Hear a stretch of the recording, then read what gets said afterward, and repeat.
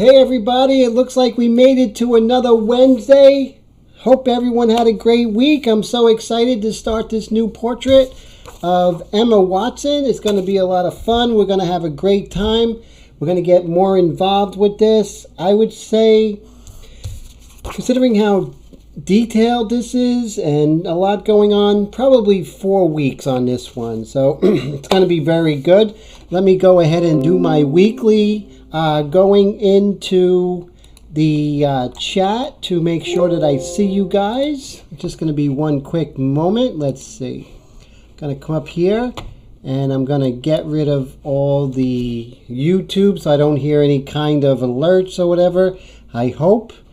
So let's go ahead and make that chat thing happen. It's just going to be a quick moment. We got chat here and we're going to go ahead and authorize. So we had a crazy weekend with a lot of snow. We had 3 snowstorms in the month of March already. Had basically nothing in February and January. So it's been quite a crazy March, which is very interesting. How about you guys? What was the weather like for you? I know most of the country is in the United States is in this Arctic blast, so to speak. So that is rather interesting. I know Wendy's in Texas, and she's actually been having a cold spell as you know also. So let's see. I'll be able to see who's here in just one quick moment. Okay, so we have Wendy and Bradley. Good to see you guys. How's everything going today? And I hope everyone is having a good Wednesday. So far, so good. So I emailed you guys. Those are on my email list. I went ahead and emailed this so you can actually follow along doing something different with you guys. Want to make this as much as a learning experience as possible. How's the sound going in the picture? Everything okay? I hope so. So Wendy, it got cold here too. Now where are you, Bradley? I know I keep asking that. I'm lucky I know where I am. So yeah, it's pretty cold all over the place, this part of it, you know, in March so far. Oh, Arkansas. Yeah, so you guys have a cold spell. So you're way down south, you know, not too far from the Panhandle. Is that correct? If I'm the Florida Panhandle, I believe it's Florida, Georgia, Arkansas. Is that correct? Forgive me if my geometry is off.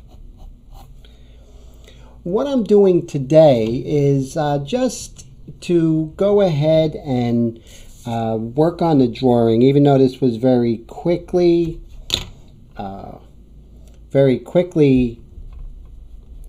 projected, the drawing is going to be off. So you want to make sure that you just work a little bit harder on the drawing to make sure everything is good. Especially like right here by that eye, it's very interesting. You want to make sure that's... Let me see if I can fix the lighting a little bit. Lower this lighting just to put a little more of a blast on the image. See if that helps. Yeah, I think that does help. I think I like that a little bit more. And then I can even try lowering the... No, I think that's probably right on the money. Wendy says we'll be in the 70s by Friday. Wow, what a contrast. Like 2 seasons in 1 week, right, Wendy? Unbelievable. Hey, Willie, welcome back. How are you? How's everything? So glad you're here. So we have a very good group already. So we're doing very well today on this Wednesday in this chilly March, early March night. After this one, we're going to be actually in the month of April once we're done with this. So that's pretty exciting. I measured time by how long each project with the live stream takes, how many weeks. So it's pretty cool. And what I'm doing now is, as you can see here, I'm looking for landmark shapes such as this right here, which is really going to help anchor the rest of the smaller shapes of Emma here, which is, I believe, is very crucial to gain an understanding of the image. Now what I'm going to do is I'm just going to make this part smaller.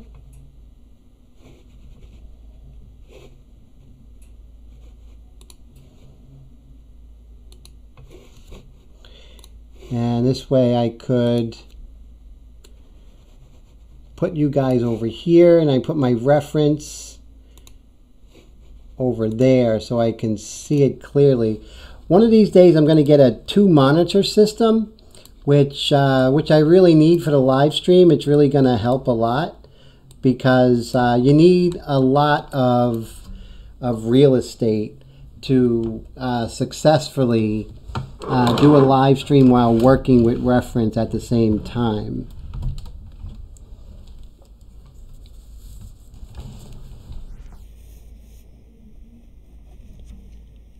Put the glasses down.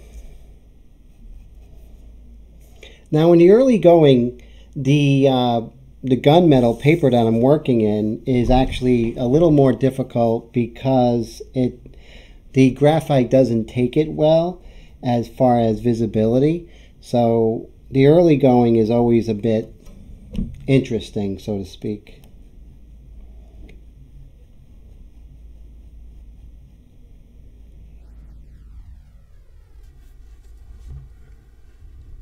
Hey Heath, happy birthday! Good to see you. Hey Norm, how's it going? Oh guys, great. So yeah, I saw on Facebook that it was Heath's birthday. That's pretty cool. It's not easy being 24, right Heath, you know? Boy, I remember 24 vaguely. No, Willie, it's your birthday as well? Let me see. Jeff, how are you? Good to see you. So, oh, how great is that? We have Heath and Willie at the same birthday. That's fantastic. That's really great. Oh, man, it's a good live stream. Thank you so much for spending some of your birthday with us. That's an honor.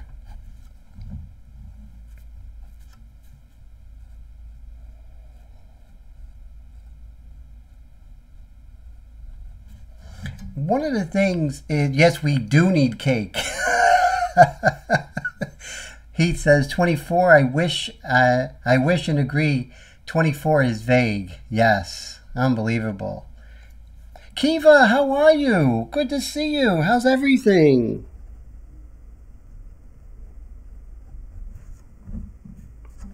I'm gonna move this maybe so I can see a little less glare. That's what I'm fighting in the early goings with this, is a little bit of the glare.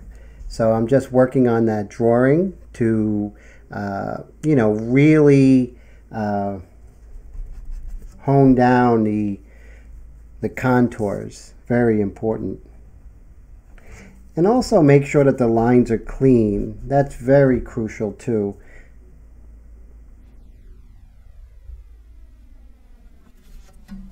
This early going, you know, it does seem minor, but this is sort of the groundwork to the whole painting. It's the blueprint, you know. If this is off, everything's going to be off. So really, we have to take care to make sure that, you know, everything is perfect here. And Norm says, okay, guys, what's your favorite cake? Wendy is taking orders. Oh, man. Strawberry cake with strawberry icing. That sounds pretty good. Maybe some like raspberry filling in there. How's that sound, Wendy?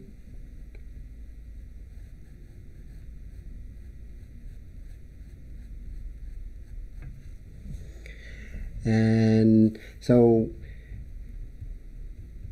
So this is cool. It's always good doing the first cheesecake. Wow, now you're talking. I was at my sister's birthday party. Not birthday, she just had cake. And we had, cheesecake, strawberry cheesecake. And that was the only time I cheated since my diet 10 days ago. And, you know, I felt guilty, but not too guilty not to have a second piece. And let's see. So Heat says I'm a gluten-free. I'm a gluten-free, but chocolate, and scotch. How funny is that? Haven't mixed strawberry and raspberry, but sure, sounds good, Wendy says. Very cool. Yeah, berries, right? Sounds good.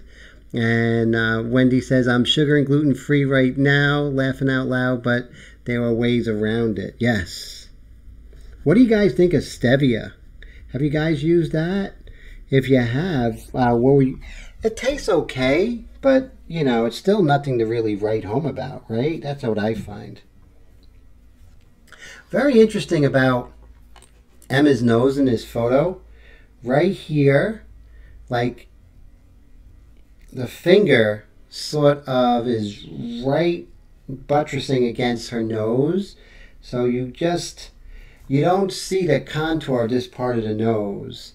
And then right here, it's almost, there's no line differential between the nose. And I'm not going to make it up. Between here, there really isn't. And if it is there, it's so little, I'm not going to put it in the drawing stage. So those are things. So do you guys find when you're drawing and something like your reference and part of the eye is not there, do you find yourself having a proclivity to try and put it there? Almost like a subconscious. Bill, how you doing? Good to see ya. Thanks so much for coming by. And so that is, I think, one of the hardest things is to tell your mind it's not there and don't make it up. That's really difficult to sort of fight with your subconscious. And, you know, that's really difficult. I find, for me. Do you guys have that trouble too? And here we are. Now remember, I always have a problem with the eyebrows. I always make them too small. So I have to consciously make them bigger than what I think they are. And that is just something that I do. And, you know, I just have to accept that. You know, some things you just have to accept about yourself as an artist. Doesn't mean that you can compensate for that. She has such beautiful eyes, so it's really nice to, you know, put that there. Let's see, can I find a spot on here to put, let me see, if I put, no, see, I don't have too much real estate here. I want to keep this so you can see the working method with the second camera. But I sent you guys the image so you guys could look at it. I'm also recording this particular video. I mean, this live stream. I'm recording it locally. So this will be available on my YouTube channel. But also I'm going to do an edited version if I have time. And that might be good. We can speed out things and, you know, maybe change the dialogue, you know, put in some things that I see was, you know, a little more important. Hey, so Bill, what's going on, man? So Bill says I got carried away showing multiple techniques. Interesting. So tell me about that. And what techniques were you showing? So we do have her hair, and it has sort of two parts in this picture, and I'll show you guys. See, we have this part of her hair, and it's almost like two separate entities, and you have to treat it like two separate entities, and I think that's a really good thing. Rather than, you know, because these two hair masses are being reacted, are being... light is reacting to her hair and these two areas separately. So we're going to make sure that we address that.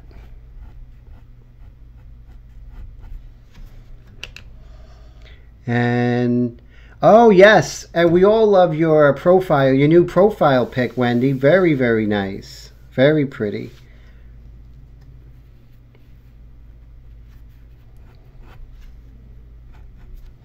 Let me try to put on my glasses if that helps. Yeah, it helps a little bit.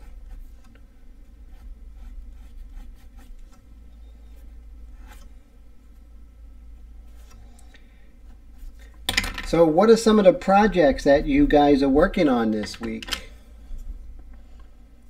Oh, so Bill says he was teaching split masking freehand and using an archival pen. Wow. Hey, Raul, good to see you. How's everything? So cool, man. Thank you so much for stopping by. How was your week? We have a very healthy live stream today. This is very exciting. Thank you so much, everybody, for coming and hanging with us. Did I tell you guys that I'm only 4 subscribers away from 2,000 videos? Unbelievable. 2,000 subscribers. 2,000 videos, that would be something. But yeah, 2,000 subscribers. It's been a long trek, that's for sure.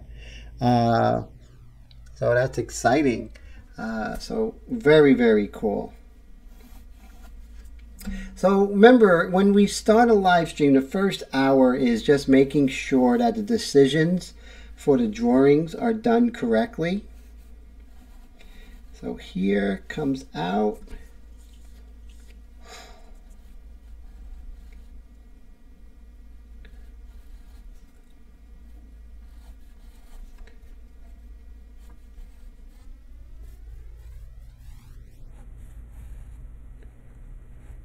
Got to make sure that I'm understanding what's happening with these shadow shapes. Very important. You don't want to start with the with the airbrush knowing that the drawing is not 100%. Oh, thank you so much, Bill. I appreciate that. Yeah, it feels good. 2,000, but Bill, you got to start. You got to get to 70 to get to 1,000,000, right? So that's how you got to look at it. You're doing amazing. And, I love the way your channel looks. If guys haven't gone, go check out Bill's channel. It really kicks butt. Just looks really fantastic. The animation and just everything, really doing great. Thank you, Heath. I appreciate that. And Wendy says, next milestone, 200,000. Yes. Thank you so much for that. It is a long game. It's a marathon, and a very long, grueling marathon. But the good thing is that, you love what you're doing, and it shows in your work, Bill. And it doesn't matter when you get there, you'll get there before you know it, though. 2,000 will come fast. And the way you're going, I think it's going to come faster than you think.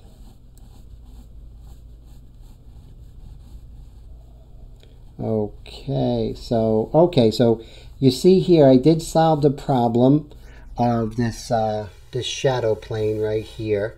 And, since I can go ahead and just, darken that in, make some sort of, visual notes, so to speak. These contours have to be clean, so it's really important to take that extra time with this. And he says, I'll ask again, Tim, do you have white on Emma, or this is reflection? I did do some quick notes here of where some white will be. And I'm sorry I didn't see it before. Sorry about that, Heath. It's hard for me to see the messages while I'm sort of really engrossed in this part, but I do glad I got that. I got the message. Yes, these are just mental notes that I'm going to erase when I come in with the P.H. Martin's Bombay India Ink. And we're going to come in and we're going to really do some nice things with that. So yeah, that's going to be really cool. I'm going to do some real subtle things with the white, and I think that's going to be really very exciting. And yeah, so if I don't catch your, please go ahead and ask again if I don't see it, guys. Definitely don't want to miss any questions. That's why I'm here. That's why I'm doing this. So, you guys have an opportunity to really ask away any questions. That's the most important thing. And, you know, I'm just really excited that you guys came by on Wednesday to hang out. It's really exciting, you know, and yes, it's the white pastel, which I'm not even going to leave there. They were just some quick mental notes. And that's what I'm doing, making some quick mental notes here. So when I do come in with the airbrush, that, you know, I'm prepared. Some really interesting shadow shapes going on here, which I really love. So let's see if I can. We'll add a source, and I'm going to talk about some of the things that I'm mentioning, which would be really cool. So let's see. So I'm going to go to File, and here we are in Downloads. I'm just going to look for Emma. Let's see, so I'm in Downloads. Where is Emma? There'll just be one quick moment, guys. I'm going to get to her. Oh, she's in Pictures. There we go. Okay. So here is our reference. Right there, as you can see. So, you know, what I really want to do is this area right here, as you can see, there's some interesting things with this dark shape, and that's going to be very important to nail. If I don't, it's really going to come back to haunt me in the later stages. So that's something that we definitely want to pay attention to. I definitely want to pay attention to. So when you guys work on it on your own, even though you're going to project it or use the grid method or whatever is best for you, you want to make sure that you address what's happening here.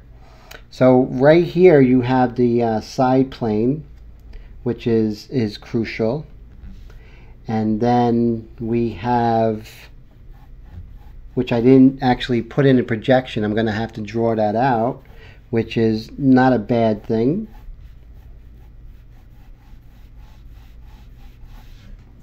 Just like that.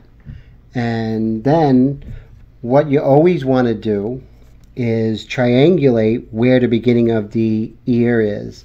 So if I'm looking at the beginning of the ear, let's say right here.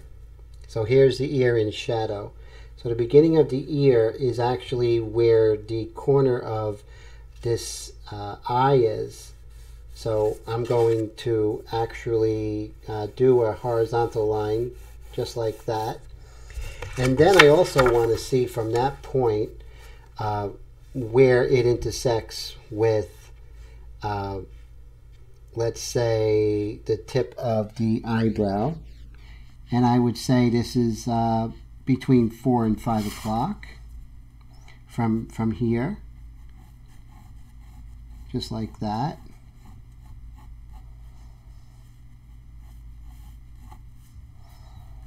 And then this here. And then what I can do is actually maybe one more spot is I could see where from the other corner of the eye here, where that actually meets, and that is probably at 4 o'clock. So with that triangulation here, I can pretty much find where that ear begins, which is good, and that's what you want to do.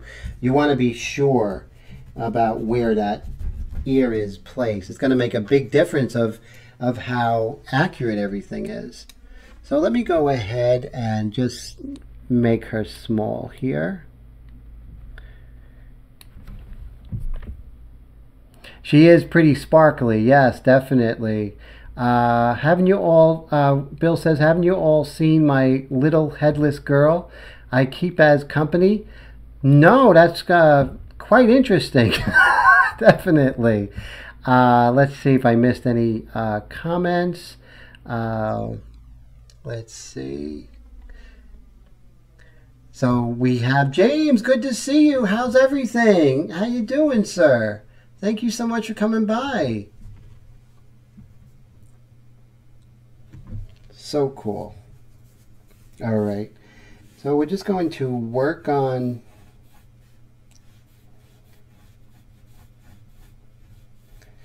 her chin here in the side plane. See, right here, you have all the clues. So, you know, even though you project, you're still going to have to draw. Drawing is the secret. Drawing is one of the secrets to good airbrushing. And I'm going to talk about something else, which is a really good secret. And you know what? It's simple to be good at airbrushing, but it doesn't mean it's not hard. But it is simple. So how do you get good in airbrushing? Or pastel, or whatever you want to work in? How do you get good? And the thing is, it's not complicated. It's very simple. And I'm going to reveal my theory of simplicity, which will help you guys out a lot. It's a book I'm reading, actually.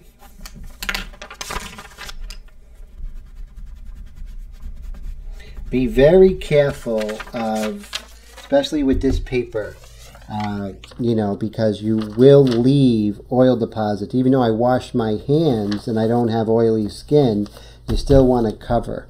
It's so crucial because that is really going to come back to haunt you. Hey Bradley, good to see you. How's everything? Oh man, so thank you so much for, you know, coming by and you know, hurrying your dinner to come hang out with us. We're honored, that's for sure.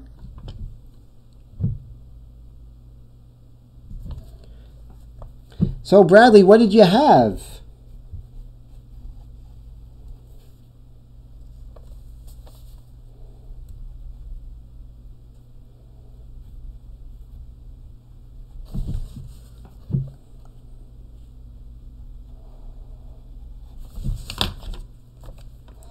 All these little things, guys, are really important. Now, I could just skip this part and go straight into airbrushing, but I really think that it's very important, and I'll tell you why. Because don't you guys get excited and want to go right in with the airbrush? I mean, I know I do that. I just want to go straight in with the airbrush, and that always gets me in trouble. So even though we're doing this, I think it's very good. I think it's very good to reinforce how important the drawing is, the drawing aspects. So Wendy says she's in cake mood since it's everyone's birthday. How funny! Oh, pasta and sautéed vegetables. Now that's very good. Sautéed vegetables. That's a very healthy choice.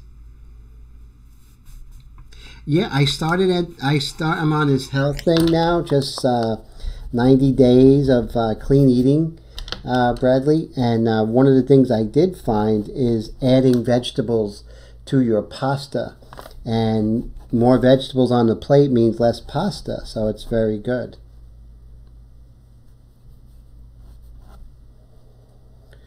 And I'll tell you, this is my second time drawing Emma, and she is really fun to paint. I'll tell you, I mean, she is very striking, and you really can't tell sometimes until you actually paint them and study them.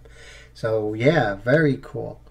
In many things in life, hence why I'm twice divorced. Oh man, sorry about the divorces, that stinks. I hate divorce, but it happens, right, Bill? And, you know, we move on and, you know, and we do what we have to do, you know? So it's a painted t-shirt form painted with a custom mixed bronze, gold, and metallic. Okay, cool. So Wendy says she was in Roswell a couple of years. Wow.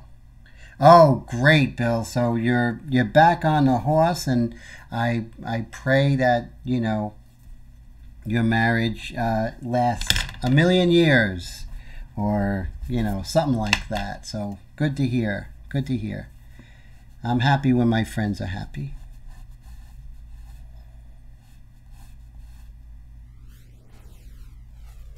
So I did see Kiva. Where is Kiva? I did see her, but I haven't seen her since. And James says, I'm at Chisholm Truck Stop, north end of town. Wow. So where is Chisholm? Forgive me.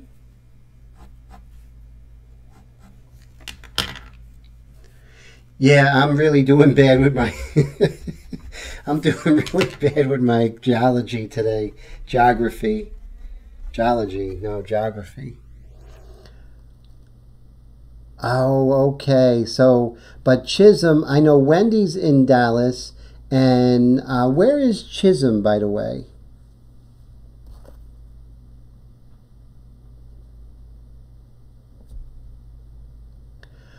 Wendy says, my son went to college in Roswell and did a summer film thing. They filmed lots of movies in New Mexico. Wow, that's really cool, Wendy. That's great.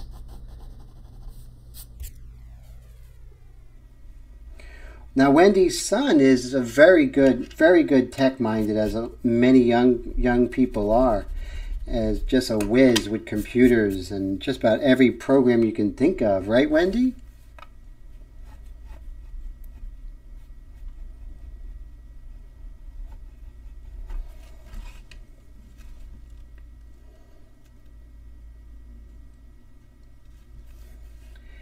So I'm just continuing to work on her hair and not rushing it at all. It really is no reason to rush. We're going to get to week 4 anyway, and she's going to be completed. So, you know, this is going to pay dividends. Yeah, that's true. He is a master at tech.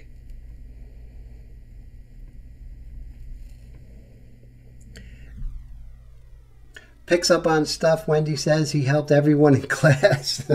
Yeah, definitely.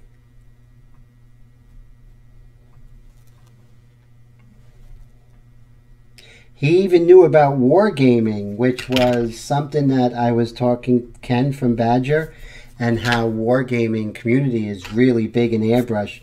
Actually bigger in Airbrush than actually people like us. And he knew exactly what that was. I had no idea what wargaming was. But it's a huge community that loves airbrushing. They airbrush their game pieces and everything. And he knew that like it was, you know, common knowledge, which was pretty cool. Yeah, true. Very true. Norm says, Roswell sounds so cool. I would be looking up the sky every night. Yeah, I would be making sure that, you know, I don't get abducted.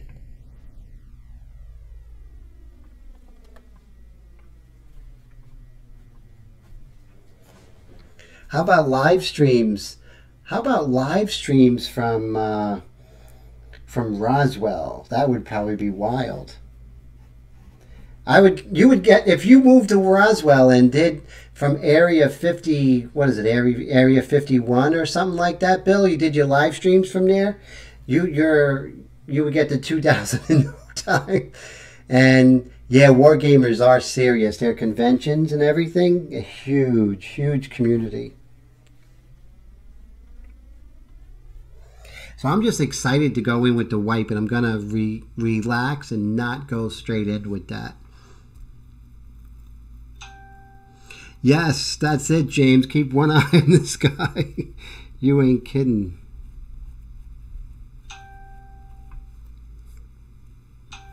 Uh-oh, my phone's going off. I got to lower the volume. Yeah, my phone goes off sometimes during the live stream.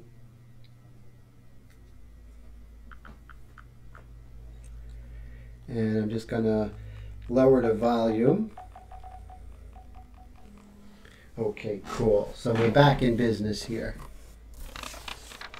So I did some food shopping, you know, more like vegetable shopping now. And no matter how much time it is before the day, it always seems like 9:30 just really catches up on me. So this is like the first live stream. I didn't do any tests or anything like that. I pretty much turned on a computer and went straight in. So that goes to show, you know, with anything that you do, if you do it enough, it becomes second nature. And that's really cool. Really, really cool how that happens. Now, Wendy says, me too, but the sign said they would shoot me if I went too far. Oh, you're talking about Area 51. Oh, man, that's scary. And Wendy says, am I doing juicing or smoothies? I'm not doing smoothies. I'm actually juicing every night. It's just like 16 ounces of green juice, mostly kale and green apples, lime, sometimes cabbage. And then actually putting my vegetables, my salads and mushrooms through a food processor. So the pieces are very small, mixing that with tuna and having that, sometimes without tuna. And that's lowering my caloric intake. And Wendy says, how long does it take to juice? I'm a pro. Just kidding, I'm not a pro, but I've been doing it for quite some time now. And I could juice with cleanup and drinking it in 15 minutes, which is really not bad considering how long does it take us to prepare, you know, other foods. So it's really not too bad at all. It's just, you know, getting everything down, knowing exactly what you're doing, like a game plan, you know. James says, a neighbor had a recipe for a smoothie when I was a kid. It was delicious. Yeah, I'm telling you, smoothies are amazing. Juicing, I had sort of a carpal tunnel thing happening in this hand, and when it was like maybe about 3 weeks ago, and I really doubled down on my juice and the pains went away. And I really think, you know, I did some ginger shots and just, it's anti-inflammatory and just amazing. And the great thing about juicing is there's no side effects, which is really, really fantastic. Wendy says, well, I know you have a problem with your juicer. It's a messy one, right, Wendy? If I'm not mistaken, you have the NutriStar or something like that. Star something or other. And I know it has a very small opening, which causes, you know, the inability to be very quick as far as cleanup, right? And let food be thy medicine. So true. It really is. And so as I'm doing this drawing, I'm going to talk about what I've been reading. Have you guys heard of Malcolm Gladwell? I'm reading a book by him right now. Just got it from the library. Public library is amazing. So this is the book. It's Outliers by Malcolm Gladwell. Let me just lower the... There we go. Outliers by Malcolm Gladwell. And it's a story of success and actually talking about different aspects of success. One of the chapters I'm reading right now is the 10,000 hour rule. And I know we talked about it earlier. I'm going more in depth with it. And it talks about things like Mozart, right? Now, Mozart, everyone says, oh, he was a child prodigy. And, you know, everything he touched from a little kid. Well, he really didn't do anything of consequence till he was in his early 20s. And at that time, he was already practicing over 10,000 hours. So he actually put in the hours to get at that level. It wasn't like he was born at that level. Malcolm Gladwell basically states that in his findings and just doing research that no one gets there without the 10,000 hours. That it just is, it's a fallacy that actually exists. So that's rather interesting. So 10,000 hours of working is practicing. That's really hard. I mean, that's a lot of time, but it's real simple as far as how you can have the approach to do that, you know, and so that's how I look at it. You know, to get to that level, we just have to be patient and put in the time. And so Wendy says, really, Mozart wasn't just like, let me write a symphony at age 5. Right, Wendy, that's exactly what you know, these historian hacks would have us believe, and definitely Hollywood with the movie Amadeus. But the father would actually rewrite a lot of the childhood things he did, and a lot of the childhood symphonies were just derivative of other composers, and they really weren't anything extraordinary. Just the fact that, you know, he had a real supportive father and these teachers and everything like that. So he had opportunity to do the practice early, and more practice you get better.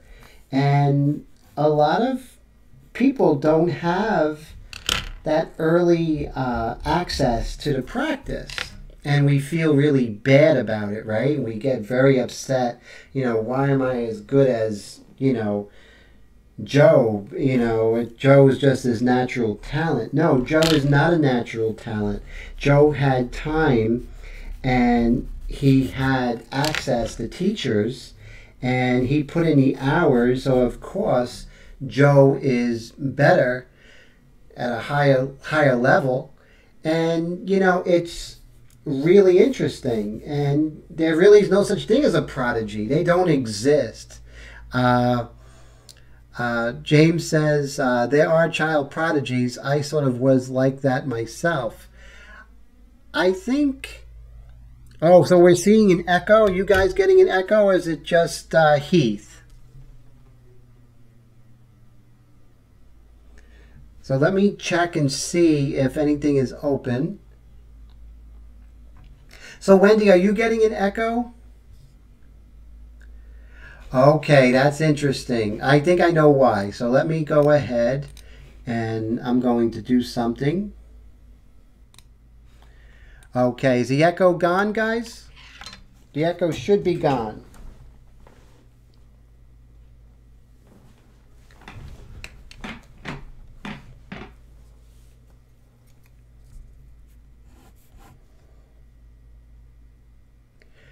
And oh, echo is gone. Okay, so I had two instances of I had two different windows open. So I'm just going to close down the other window. I'm just going to put this window up. I think that's better. And then I'll just put that there. So it's better to see Emma anyway. So, okay. And Bill says there is a possibility of disposition variances in natural ability, but without putting in some work, you won't advance. It's true, and he says something very interesting, guys. He says there are no instances where people have become very good without putting in the work. And I find that fascinating, and it's like in sports and everything. It's regardless of everything, regardless of talent, that putting in the work needs to happen. And so we really shouldn't feel like inferior to any artist out there. And I'm saying this to really be encouraging to everyone and myself, is to realize that when you see someone like, oh my God, they're incredible, it's not unattainable. It really isn't. It is very attainable. And I want you guys to really know that it is very attainable.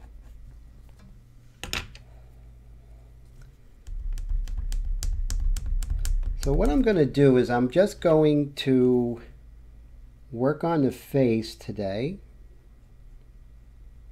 Work on her face.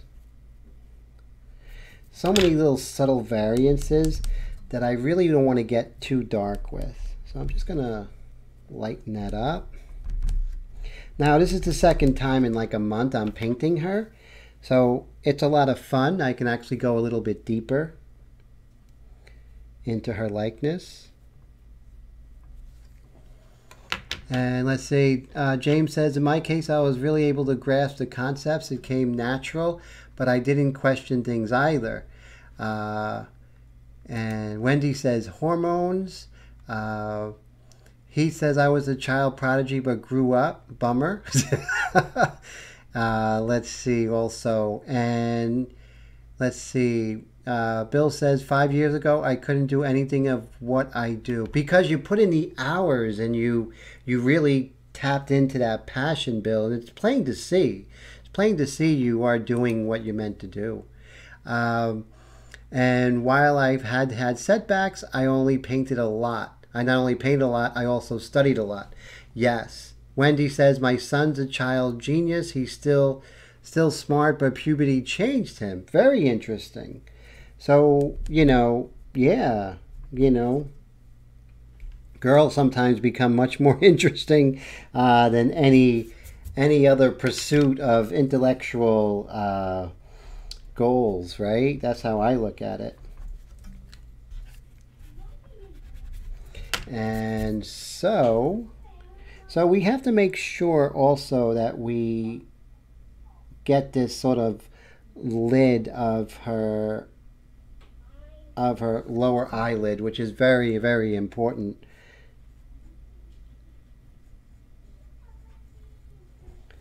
And so, okay, so I think we're at a good spot right now. And let's see, Lefna or boys, right? For me anyway, not my son. He likes girls. Yes, either boys or girls, right? That's the thing. And you get to that level when you're a kid, and all of a sudden you have all these hormones, whether you like boys or girls, and it really is just, sort of messes with our minds, which is rough. It's rough on us. We really don't know what's going on. But when we get past that, that's a good thing. When we can get past that and really just study, that's a really good thing.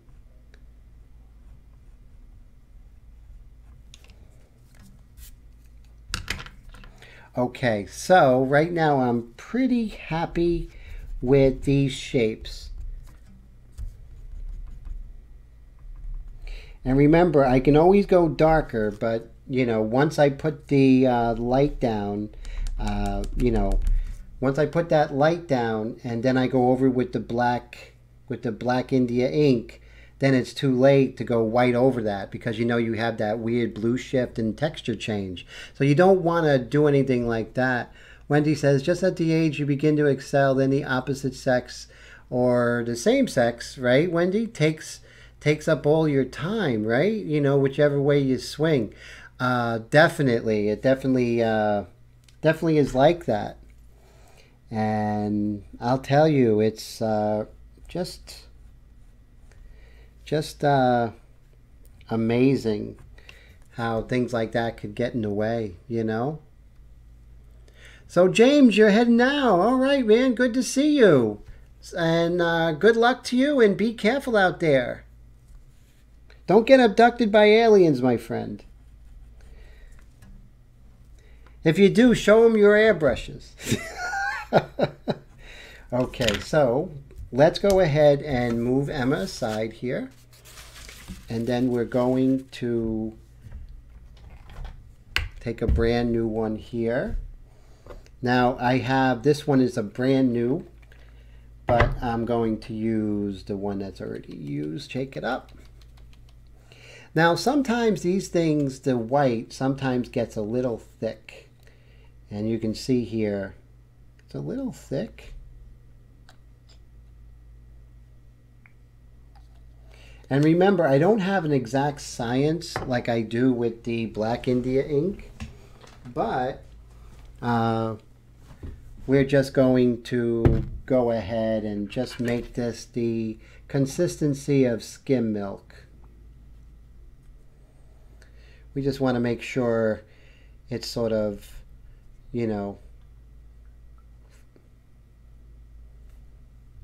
doesn't beat up, and just see how thin that is. Just a little bit thicker than water. Just a little bit thicker than water. That's a good thickness. Move that aside. Let me get a paper towel or tissue. And you don't want transference of this. So we want something with a thicker, maybe a 0.30 or a 0.35 to use the white, because white's very thick, right guys? It's, even though we thin it out, it does have a different quality than the Black India ink. And Wendy says, will the ink ever go bad? Yes. Starts, I don't know about the white, but I know the Black India ink starts getting mildewy and actually starts to solidify. So yeah, the ink does go bad. Look at this here. So this right here is a Black India ink that I just finished up. And you can see there's some sediment at the bottom. That happens with all India ink because it's made with like soot and carbon and stuff like that. So that causes a lot of, hey Jeff, how you doing? So how did I apply the initial drawing? Well, first what I did was I went ahead and projected it, but that wasn't good enough. So at that point I went ahead and just went over everything, making sure that it was okay to my standards. And that was a very important step. So yes.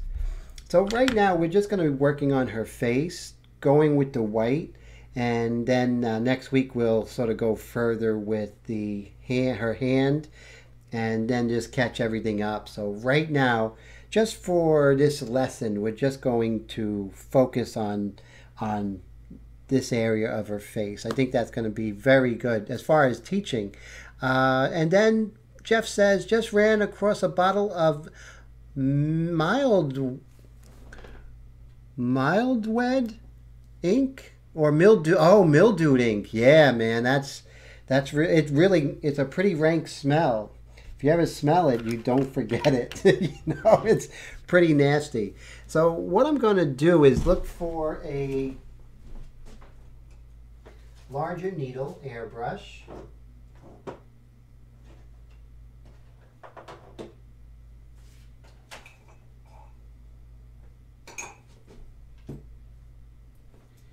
And here we are. We're going to go ahead and we're going to use our Badger Xtreme Patriot.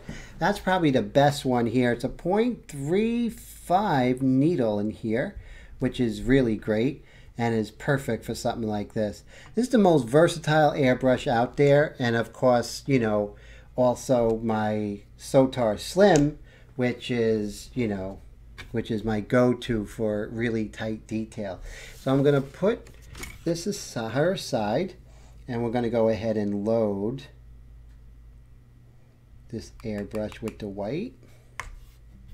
Put the cover on. Guys, with this, make sure that the cover is really tight. So crucial. I've ruined so many artworks. I mean, literally, I would say about 4 pieces of artwork from not having the top tight. I mean, I'm a horizontal painter. I started doing horizontal painting just to show you guys as, lesson. And then I sort of like it better. It's just a little more intimate. And I feel a little more control working horizontally. So, you'd be surprised how you change your preference. Wendy says, oh no, my 32-ounce bottle. No, you'll use that. Don't worry about that. I'm talking like maybe 6 years. And also I want you to keep shaking it, making sure. And Bill says, I have splashed so much paint. Yeah, I'm telling you. He says, Ken from Badger has an offer. Oh, let me see if I could see that. Ken from Badger has an offer in Canada, $99 for any of his airbrushes. That's great. That's fantastic. So what I'm going to do is I'm going to turn her over. And as you can see, I have a little test here. And what I do, make sure that the other side is really clean before you turn her over. And what I'm going to do is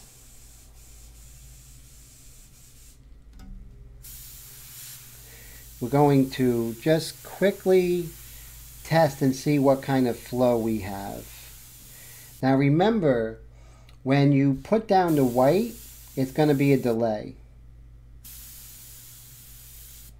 You see, it looks like nothing's happening, but then there's a delay. So I'm just going to do a very quick circle here.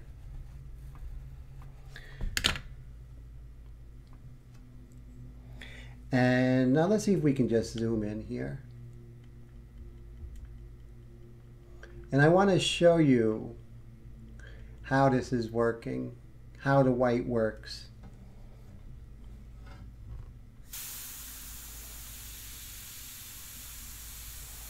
So as you can see, at first, it looks like nothing's happening.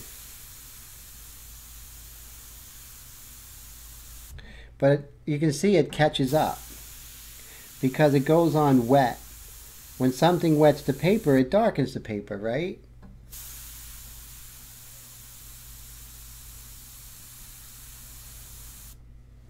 So, with that being said, you let that dry, and then when you want to go and make things a little more intense, you're going to add, but you're not going to go crazy. You're going to let the ink catch up to the surface. See, that's important. Catching up meaning let it dry to the surface before you keep adding and adding and adding. You see how we're creating. You can even see how I'm doing with just very subtle. I can do the reflected light on the bottom there. And then you can keep going that one area and really make that intense light. So not only do I recommend doing something like this when you start the white in this technique, just to see how it's reacting to the paper, but also get a sense of the flow of the white, making sure that there aren't any kind of tip dry. So you see how cool that is. So that's very, very cool. So I'm just going to go ahead and unzoom. Okay, so we're back here. We're going to turn Emma over. There we are. Let me see what kind of questions we have. I think my computer was doing an update, slowed everything down. Bummer. Bill says, thanks, Willie. I'll get better. And then, Bill, awesome job on your tutorials. Yes, hopefully get a desktop to edit faster and easier. Yeah, you'll love it. If you're interested in one, I have a really good one. So you can IM me if you are interested in one I have. It's really fantastic. Wendy says, Jeffrey, there are pros and cons to both. Tim does his drawings 8.5 by 11, working little helps with learning to do tight details. You don't have to be tight when you work larger. Very true. He says, so Bill, are you...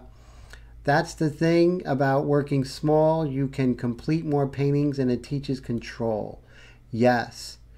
Bill says, I'm enjoying your video. Willie says he's enjoying your videos, which is very cool. Let's see. My chat has been frozen. Bummer.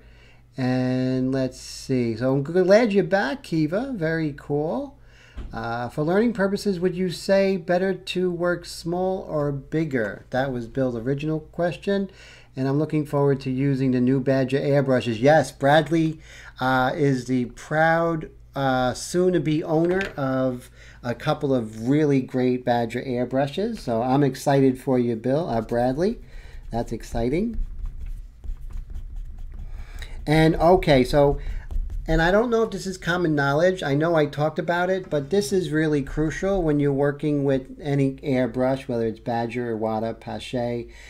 Get yourself an Iwata Mac valve, because I feel their Mac valves are really good. They're really sturdy, and they're the 1/8 inch, which is really good. Because when you buy a Badger airbrush, it now comes with the 1/8 inch adapter, which is the same as Iwata. So the Iwata Mac valve actually works perfectly. Micro air adjustment control or something like that. And I'll tell you, it just changes the way you paint. I know Kiva's still waiting. Pretty soon, I hope. And yeah, when Kiva ordered some really nice ones. So that's really cool. Yes, you're really doing great there, Bill. I love your videos. I really do. Very impressed in how far you have gone in so little time. You know, really impressed. Okay, so here's the beginning of the start. So what we're going to do, remember, with white, it does not erase once you put the white down, once you put the white down, it does not erase. So, with that being said, we have to really lighten things up. It's so important. Such an important step, because if you don't lighten it up now, you're going to pay later. You don't want these lines coming back to haunt you, and they will. So I take my kneaded eraser and I just keep tapping. So we're going to work on her forehead area first. Remember, you have no problem going over the white with India ink and the airbrush. No problem whatsoever. It works perfectly. I have a solid drawing that I took some time, almost an hour, right? So now we're going to go ahead and we're going to begin our white. Remember, I'm letting it catch up. It's so important. You know, it's like mondo important. So we're just going to let it catch up. And while I'm doing it, I'm making sure that there are no... Learn from my mistakes, guys. That's why I'm here. You know, the whole self-taught thing, that's all great, wonderful. You're, you know, whoever's self-taught. But if you have people like me, people like Bill, who are going to guide you, we're going to save you a lot of time. Especially with this technique. We're just going to save you a lot of the headaches that we went through. So it's so cool that you're here, because you're going to learn some of our mistakes and you're not going to make those mistakes. And that's fantastic. And yes, so yes, Kiva, hopefully. Now, let's see. So Heath, let me see what Heath said. Kiva, why is it taking so long? Oh, right. It's that birthday thing, Willie. It takes time because they took so many orders, because it was almost like $50 a piece. So there is a time thing going on, you know, to handle such large orders. They were practically, you know, I mean, that sale, it was like crazy, right? That was going on. So you see, I'm just letting it catch up. I'm not going too crazy. Now also look and see, I'm pretty far away from the surface. I'm not close at all. I would say about 4 inches. Now we have some hairs that are going to be going over here. So know that, you know, don't worry about that, because we can always go over the white. It's just, we can't go over dark with white. We can go dark over white, no problem.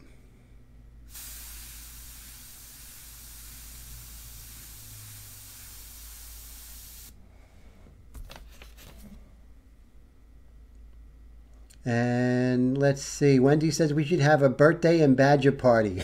Eat cake. We're going to have a party when, I know when Kiva's airbrushes get here. I'm going to be excited to see what she can do with it, because Kiva's just amazing. She's just incredible with those. She just blows my mind. No pun intended, as far as like airbrush blow mind, you know, but she's just really incredible. Really enjoy her stuff, as I enjoy everyone's work here. I love the work that everyone's doing. It's so exciting to me. It really is. So let's get our freehand shield, not stencil, freehand shield. And we are going to establish some of those contours. And what better way to do it with the white, right?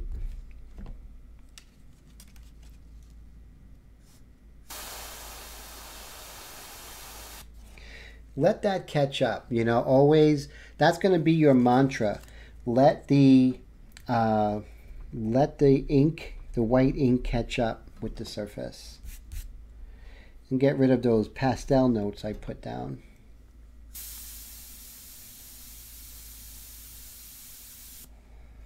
Now you're going to have some wicked tip dry. I'm going to show you real quick. I'm going to change the focus.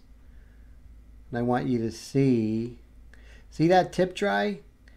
that's with India ink.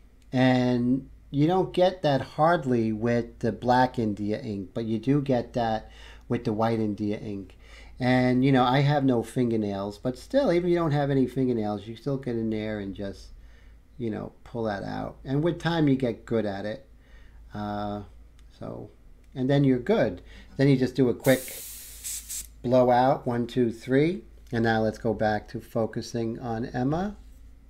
Where are you, Emma? Okay. Let's go ahead and I'll show you how I go ahead and focus.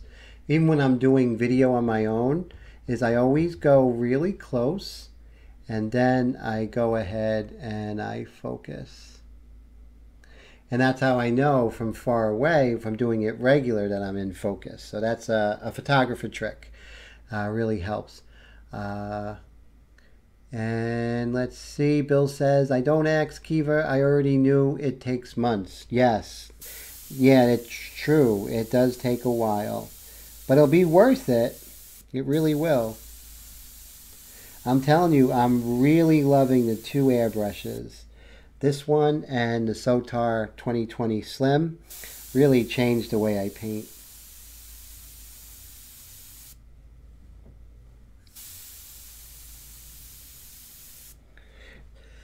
Remember, I'm letting that catch up, so there's no rush whatsoever.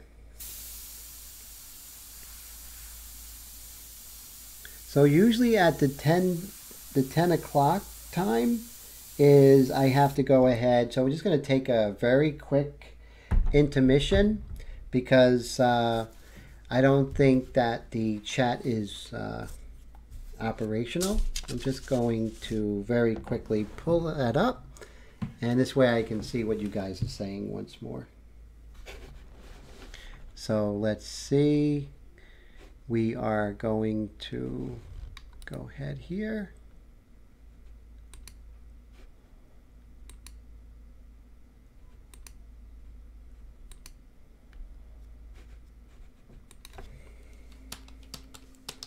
And we're just going to put in my password.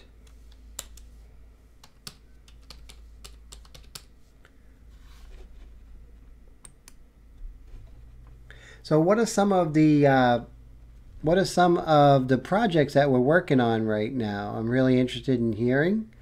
And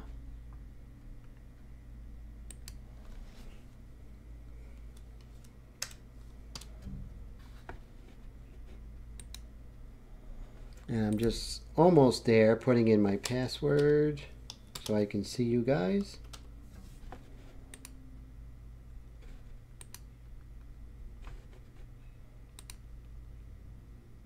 Okay, so there you are again. See, it's like when you do it so much, you know the problems when they happen. It's not like, you know, oh my God, what am I going to do? You know what the fixes are.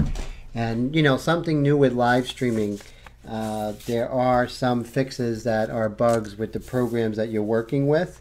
And this is a bug when you're doing something more than an hour with XSplit, I find.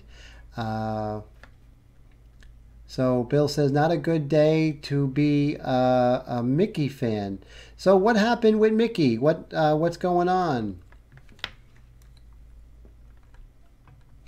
So I'm sorry I missed a few of your comments, guys.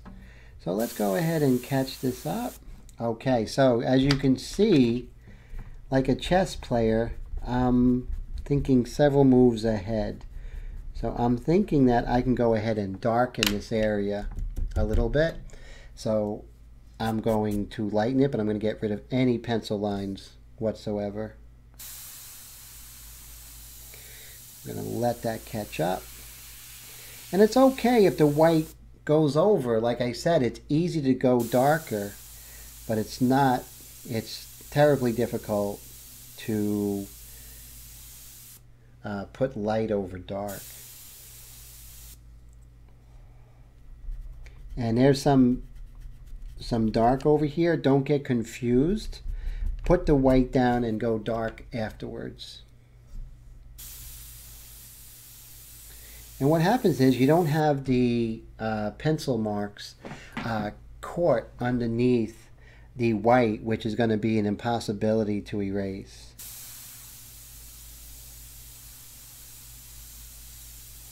This is something that I'm beginning to really experiment with and really get it down. So I really hope that you guys learn this, you know, the importance of the white and how that's really going to help you with this technique.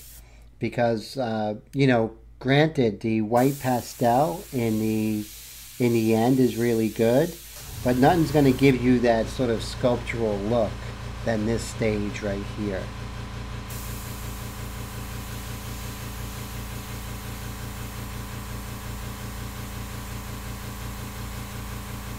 Let that catch up. If you don't see it, you know, step away from it because it's going to be there. You just got to let it dry. A few seconds. Now remember, like snow, you want to catch up to the surface. And you want to, and then once you can actually pile on where there's more light, but always pile on where it is dry.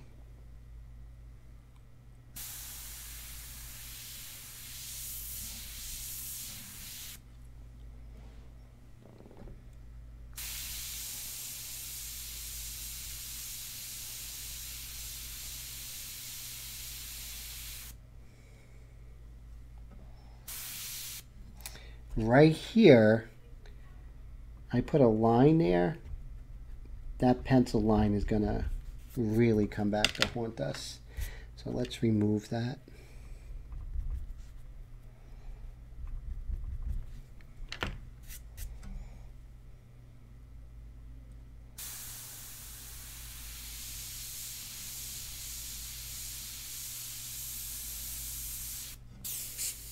See, you got some tip dry. You want to be careful of that.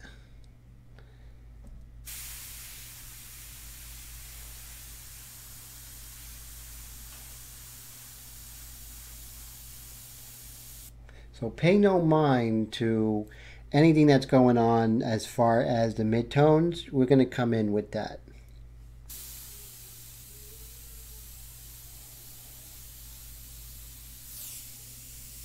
We are out of white. Let's go ahead and reload. Remember, put Emma or whoever you're working with, and just reload away from the artwork. That will pay dividends you don't even know. Just those little things, you know, those little things. Kiva says, can I get out of the paint bucket long enough to see what everyone is doing? And then Bill says, I read news, however, I have done that for years, reading news on multiple sources because I don't believe any of them. Well, you need smaller buckets. So I came in the middle of that conversation. I'm not sure what buckets are, but I'm going to let you guys do your thing.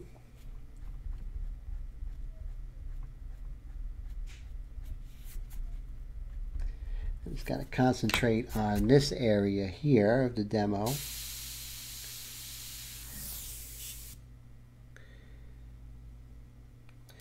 I'm just going to make sure that the flow is okay. Okay, we're good.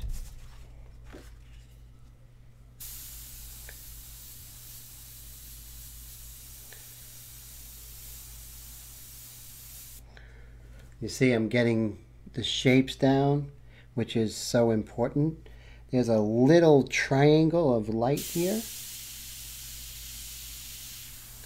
A little tiny triangle of light right there. There we go.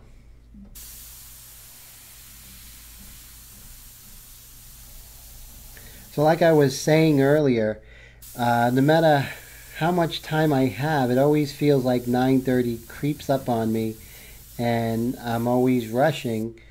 But it's because I take it so seriously and I always, you know, it's always on my mind. It's like the highlight of my week. So I always want to do the best possible live stream.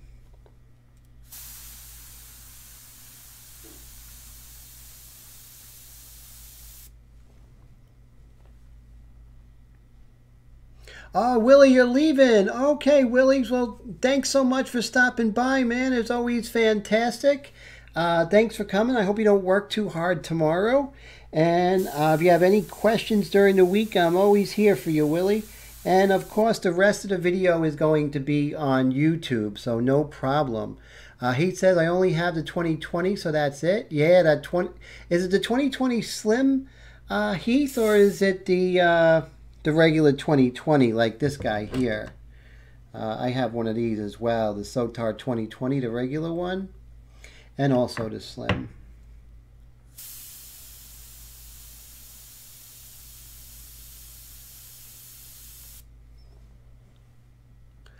Oh, so Bill has the standard Patriot 105. I heard great things about that. Really fantastic. So what's everyone's favorite Badger? Oh man, to me it's a toss-up. You know, I love the Sotar Slim, but I'm really falling in love with the Xtreme Patriot Arrow once I got rid of that really tall trigger. My opinion is this. I don't want to get used to an airbrush. I want my airbrush, I want to hit the ground running knowing what I know, and so this airbrush is perfect once I got rid of that trigger. So that's something you definitely want to think about. I mean, the thought about the trigger is really good thinking, you know, something about the fulcrum and everything, and, you know, the lever system, and you don't have to pull back to get, but I don't think that's something that I need, you know. I've been airbrushing for a while, and I just wanted to do what I wanted to do, right? And that's about it in a nutshell. But this airbrush is far superior. I mean, I can do what a micron does with it, and it's a 0.35. So that should really tell you something. So let's go ahead and put in okay, before I put in the white, I'm just going to make sure I erase some of those lines.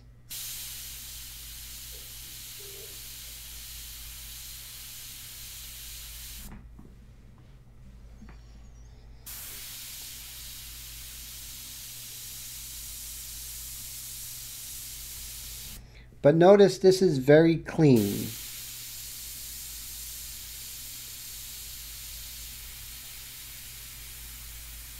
And that's something I stress to my students, is to always work clean. Very important. Tall trigger is so hard on your hands. You know, Bill, I know I can get used to it, but why? I don't want to.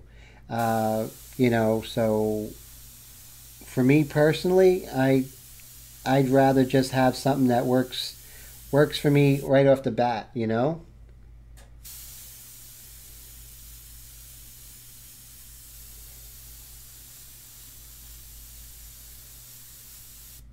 And now I'm just basically adding some of that snowdrift where it's a little bit lighter. I'm just adding a little more white.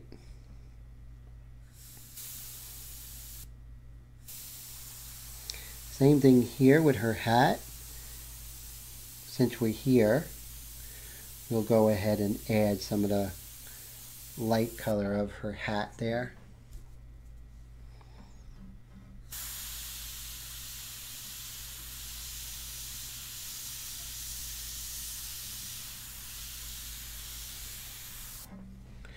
And the whole idea, a lot of people ask me about control. Tim, how do you get control? And just practice. Just, you know, if you're not working on a painting, do dagger strokes, do, you know, all different things like that. You know, do many hours of it. Practice dots and dashes, question marks, well, not question marks, L's.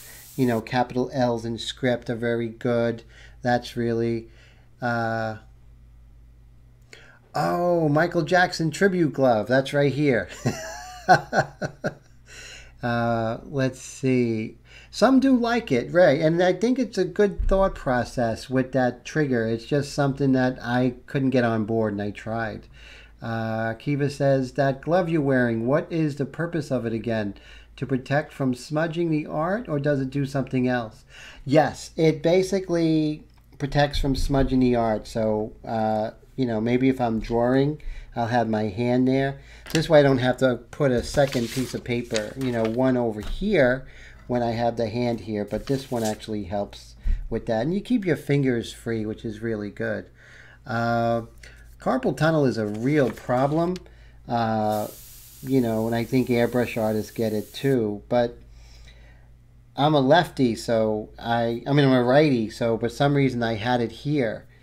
But like I said earlier, Kiva, I actually, with juicing, I got rid of the symptoms.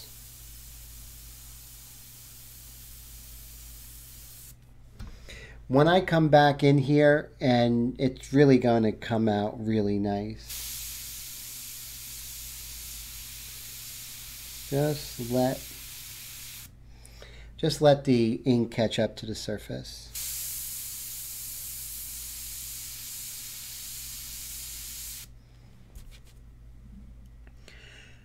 Hey, Catherine, how you doing? Good to see you. So Catherine says, can you tell me what white you're using? I have been trying to find it, but I'm missing the live feed doing so. Okay, no problem. So this is what I use. I use, of course, only use the Higgins Waterproof India Ink. It's really great. It's erasable with the cardstock that I'm using by De La Rowney. And of course I dilute it. And if you haven't gotten it yet, Catherine, please email me at paintedglyphs.com, paintedglyphs@gmail.com. I'll go ahead and send you my ratio method where it tells you how to break it down. But for the white, I use the Dr. P.H. Martin's Bombay White India Ink. It's really good. As far as any inks go, it's more erasable than the other inks. There's less tip dry in other inks, and it sort of plays well with this Higgins here. So that's something I really want you to try. So it is, now you can get this on Amazon. I know you're in Europe. You might have a little more trouble than we here in the States. So I'll actually, if you can't find it, let me know, and I'll see if I can find a place in the UK for you. So that would be great.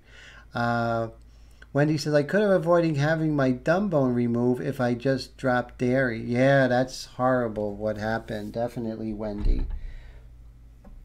Yeah, carpal tunnel is a real problem, and so sorry you went through that. So what I'm going to do is, I'm always save your table when you can. So we have the top of her hat, and we're just going to get rid of any errant pencil lines because they will come back to haunt us. This is what I mean, economy of surface, don't overload with the ink, and also make sure that you pay attention keeping everything clean as possible. Nothing like a clean painting, and you guys, you know it when you see it, when the technique is really thought out, everything's clean, it's not messy, there's no sloppiness. It really makes a big difference. And it's not difficult. I mean, it's just, you know, being patient, taking your time.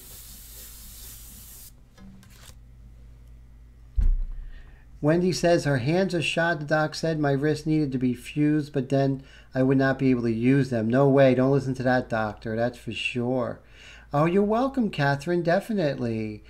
So, yeah, thank God you didn't have that surgery. Oof, so scary. So now the surface is caught up, and I could go ahead and increase some white. You know, you layer it just as you would layer, let's say, the black India ink, but you still want to be very subtle and let that ink catch up. Now, what I could do at this point is probably get ready to come in with my 3-to-3 mixture.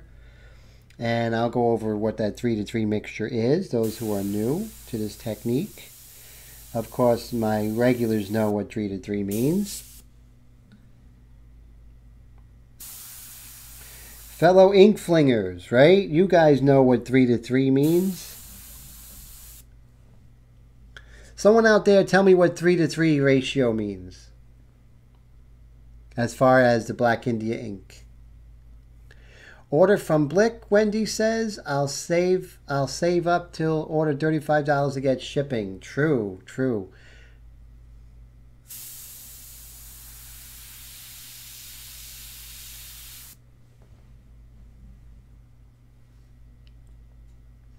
Now, Catherine's in the UK. Wendy says, 3 drops of India ink to 3 full eyedroppers of the water. Perfect. He said the same thing. You guys are, and Kiva as well. You guys are on the same page. All right. Very cool. Proud of you guys. Proud of my ink flingers. Okay, so I think, you know, we have a nice little look here. Let's go ahead and zoom in so I can show you guys. We'll just, so you'll just see what I've been doing with the white India ink here. Now, it's doing 2 things. We're establishing the white in a more like uniform way, but also we're bringing her flesh to the surface, which is really, really good. Oh, what's a dropper? Is these guys, a 3-inch medicine eyedropper. You get that at CVS, Walgreens, a pharmacy. You can get them at Walmart. You get like a package for like $3, a package of like 5. Really inexpensive, really great. So if you can, if you're going to be doing this ink method, definitely get one of them. Indispensable. Okay, another good tip. Oh, okay. All right, Bill. You know what? I got to make sure that I don't take anything for granted, Bill. But that's funny. Now, here we go. So I'm going to tell you, these are inks that I use. I usually don't use inks more than 24 hours after I first mix them. I mixed these today on a piece that I was, 2 pieces that I was working. So I take a piece of paper, a piece of tape, and I write 3:3. Now, when it's 3:3, you don't got to worry because either way, it's going to be ink, drops of ink to full eyedroppers of water. So I have that mixture. And then here, since it's 12 and 6, so I don't get mistaken, I just 12 drops of India ink to 6 water. This is a really dark. And this is my beginning mixture, which is a very light mid-tone. I would say probably a number 3 or a number 4. Actually, no, make that like a 6 or a 7 on the grayscale chart. So we're going to put our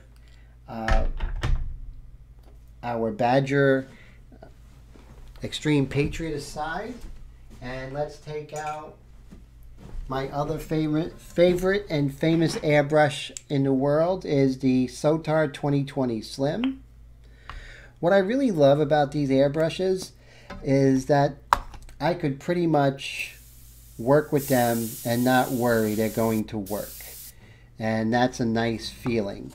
Working with a Wada, you know, there's a plethora of things that can go wrong, and that's not fun. Doing a live stream, I don't want that to happen. So I have a lot of confidence.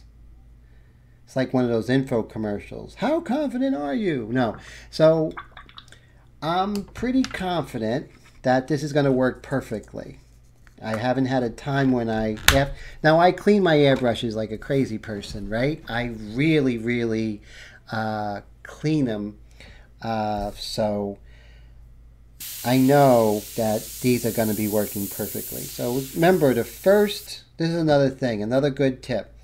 The first spray, never on your artwork, always aside. And let's go ahead. See, look at this. This is not a new airbrush, guys. My Sotar is not new. My Sotar, as you know, I received it over the summer, so it's almost spring now. And look at that. I haven't used this airbrush for, I would say, a good 48 hours. But look, it's doing exactly what I want it to do. I couldn't do that with Iwata. I don't care who you are. Yes, I am Mr. Clean when it comes to airbrushes. The rest of my life, maybe not so much. I'm trying to be neat.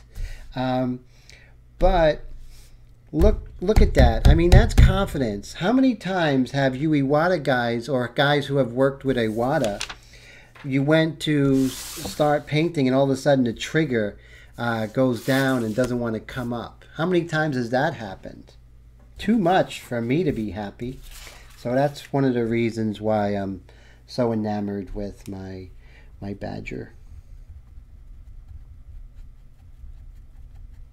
And I would never endorse anything that I didn't believe in. And I would never endorse anything that you guys wouldn't have a good time using and make you a better artist. That would be horrible. Wendy said, shame on Iwata. Did you guys catch that Coast Airbrush where for like a half hour he was talking about why you should buy Iwata, blah, blah, blah, blah, blah. That was amazing. You know, it's like, you know, come on, kamate, huh? Calm down. You know, just calm down with the Iwata stuff. You know, they're not the only show in town. Okay, so now we're coming in with our darker value. And you see we're going to work on the large plane first. And, you know, remember, we go very light, right? We start out very light and we work things darker. We'll get there. There's no rush. So here we have her ear. And we're just going to sort of come down and start this up here. And let's see. That's right. Why should you, right? Bradley says my Iwata does that all the time. Yes, and that is like, to me, you know, when you're starting to airbrush and all of a sudden you press down the trigger and then it's like, okay, now I'm going to come up. That's not good, and that causes a lot of problems. Trailing, stuff like that. And Bill says I'm going to piss off all the big names before long. Oh, so who have you ticked off before, Bill? You're always so nice. And now, what does this say here? Let me go up here. Bill says we're going to shave his head and get him a white t-shirt. Oh, yes, that's right, because Mr. Clean. I got to get one of those two earrings like he has, right? Yeah, you know, we're dating ourselves with the Mr. Clean commercials, right, Bill? Remember them? And, you know, we only had one TV, and, you know, after like 4 o'clock, that was the only cartoon we had, was the Mr. Clean commercial.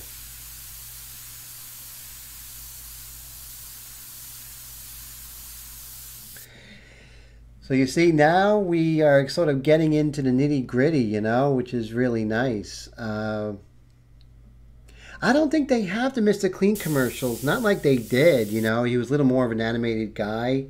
And also, I like the Mr. Clean commercials, which was really cool. Not Mr. Clean, the Green Giant, you know. You know, that really green-looking guy. Okay, so we did have a little issue here.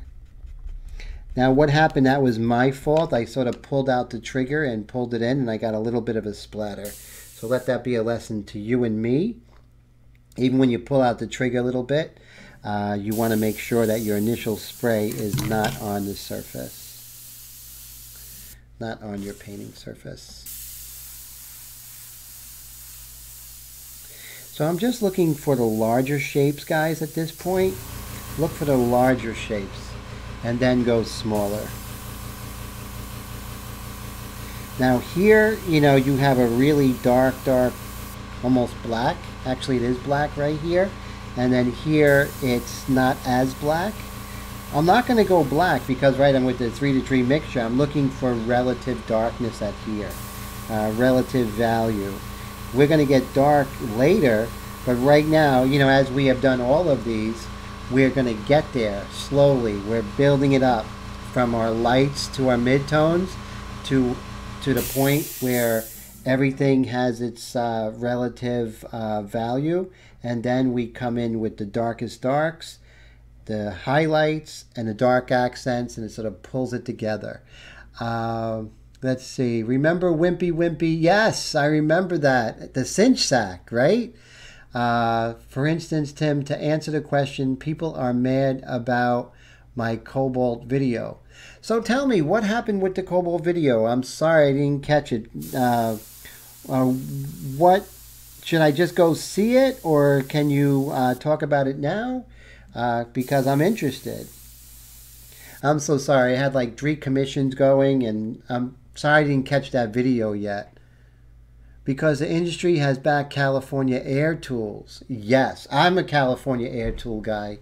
But yeah, so a lot of people have gotten ticked off that you talked about a different.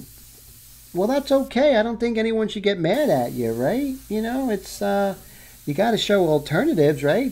What's your reasoning for picking that? I want to know. You know, and your reason is just as valid, so it's all good. Now okay, so I did see the new compressor, which is very cool. Now, I was able to do an actual side-by-side compare. Now, tell me, I know that my compressor is like a 58 decibel, maybe 55 decibel. What's the decibel of your Cobalt? I'd be interested if you have that information offhand. I should go watch the video, I know. I'm going to watch the video, though. Now, Bradley says, my Big Shop compressor is a Cobalt, and it's a good one. Yeah, everyone's entitled to their opinions, right? And, you know, and I actually love different opinions because then, you know, it's fortifying with your own opinion. Or maybe someone has, you know, a better point.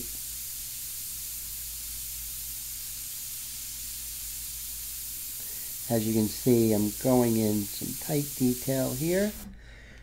Just really working some of these fine lines. Now remember, when you're doing something like this, guys, little dagger strokes. 10,000 hours, guys. I want you, whenever you can, just take out a piece of paper and just do dagger strokes as much as you can. It's just going to pay dividends. It always is. Play with the mixtures, the dilution, the different kind of paints, the air pressure, the MAC valve, everything. So Bill says the same motor. Kiva says, I quit promoting products until I find what I truly love best, although Createx hasn't shared my art on their page since I haven't mentioned their products. Well, you know what? They're going to be like that. You can take your wonderful knowledge someplace else, and somebody who will really appreciate what you do, because you're amazing, Kiva. They don't show you love back. You don't show love either. That's all is to it. And Bradley says, I have a Silent Air airbrush compressor, and it's great. I heard great things about Silent Air. What's the decibel on the Silent Air, Bradley? Do you have that information?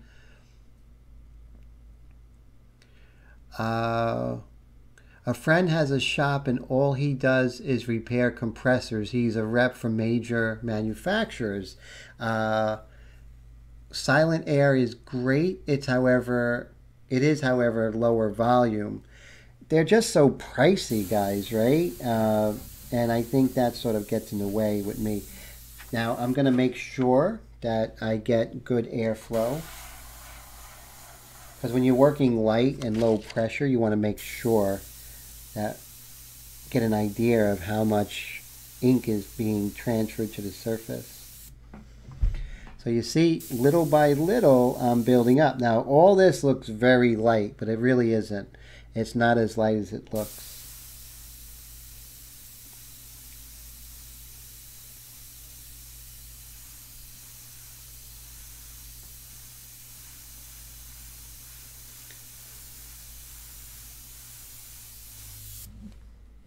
Same thing here. We have some really nice rich darks.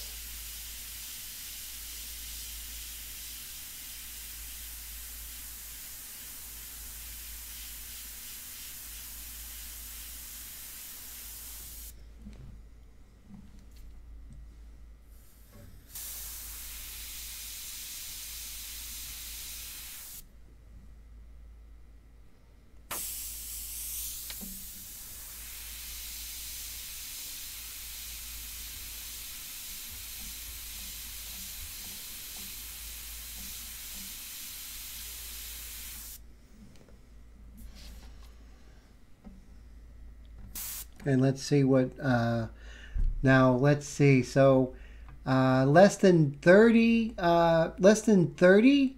Now, is that the volume on the silent air? That's really low. Less than 30 is really low. I like my California Air Tools because you can talk and still have the compressor on, which is good. Kiva says, I think I'm going to follow your lead, Bill, and get one like you got. No, that's great. Somehow, Bill, make sure you get some sort of affiliate marketing where you can, you know, when you do talk about and recommend things, we can talk offline some ways where you can do some affiliate marketing, and some of these manufacturers will actually give you coupon codes or you know, stuff like that. So, and it's the same price to the people who you recommend, and they're able to give back to your channel, which is really fantastic. So that's really good. Yes, but Home Depot has a great one too. And I advise everyone not to buy airbrush compressors. Yeah, except for the silent air, right? Because those are the ones that are just fantastic. So that's really cool. I cannot get one from Lowe's. I checked. I have a friend who works at Lowe's, and you know, so that's pretty cool. So you see, like right now, we are sort of getting a little bit more. Okay, so I'm kind of liking what's happening. It does look a little light, but that's because we haven't gone in with the dark and then the mid-tones. It's going to really come together.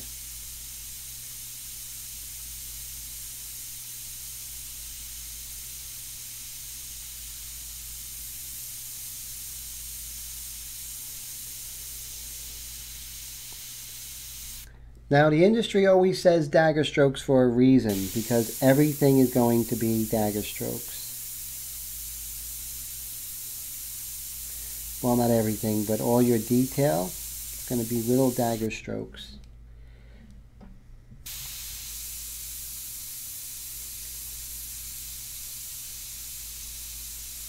Don't worry about the highlight in the pupil. That's not going to look as good as when you come in later with the white pastel. It's just going to really pull that out, pull that off.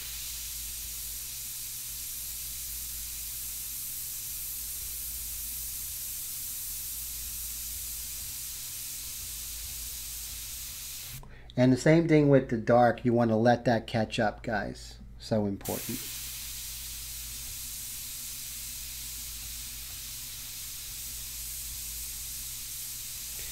So with the early going, I want everyone to really, really get this. You know, I liken the early stages as when you mix the cake, right? We were talking about cake with Wendy earlier. And, you know, you get the eggs and you get the batter, and, I mean, you get the oil and sugar, maybe cinnamon or whatnot, and flour, and you put it all together, and it looks like nothing of what it's going to look like. So you don't say, oh my God, I don't know how it's going to taste. You know, I taste the batter, that's not what it is. Go with the recipe. This is the recipe for this technique. So don't worry so much about how it looks. It's going to come together. So just make sure that you keep that in mind. So I'm not going to look at it and say, wow, this is not what I envisioned. Of course not. You're in the early stages, so it's very important. The marketing link, I mean, Tim. Okay, let's see. Bradley says, I work in a room with others who are oil painting and things like that, so I need... Oh, okay, so you need it quiet, definitely. So, no, I want to get... You know, when I come into money, I want to go ahead and get a silent air just because I know what my living situation might be from one year to the next. I might be somewhere where it makes too much noise, my California air compressor. So that's something that I really want to pay attention to. If I had one of those silent airs, I would be okay. Even if I don't use it until I need to, right? Maybe just purchase one and use it sparingly. That might be a good idea. Right now I do have very nice neighbors, very great supportive neighbors, and they're so cool, and they hear my compressor, and sometimes not, sometimes early in the morning, and they're so cool about it. And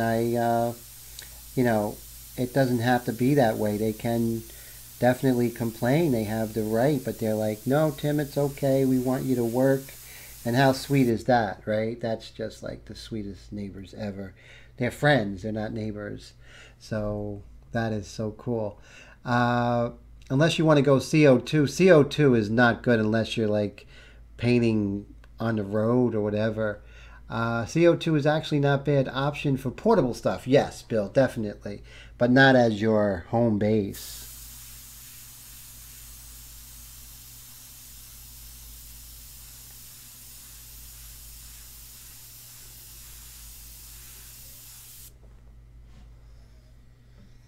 Okay, so remember we went ahead and used a freehand shield on the white on this side of the face. Let's go ahead and use our freehand shield, not stencil. And let's reiterate that contour. There we go. See, we're just reiterating that contour. Same here.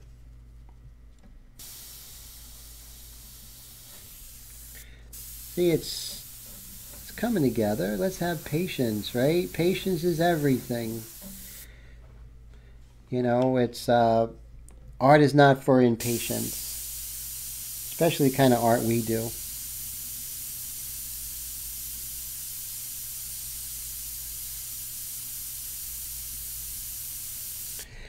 Let that catch up.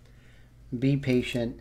Let that catch up. Then we can go over it again. You don't have to get this technique, we're not looking for the value. That's not even remotely what we're doing at this stage. What we're doing at this stage is basically working on relationships, color relationships. So I do miss Dr. Steve. I hope he comes back. He was doing some really great things. He was using the technique, doing some really nice portrait work. And I know he must be very busy being a doctor and everything.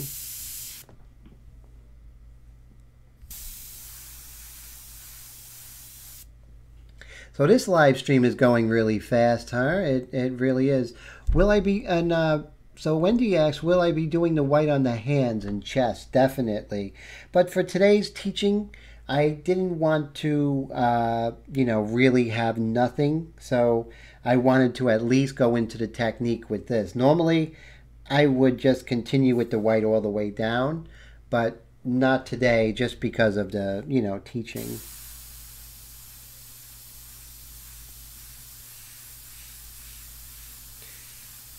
So I want to show you something I've been working on real quick. This is a portrait that I'm doing of a famous executive. This is Sheryl Sandberg. And you can see how very slowly I'm working this.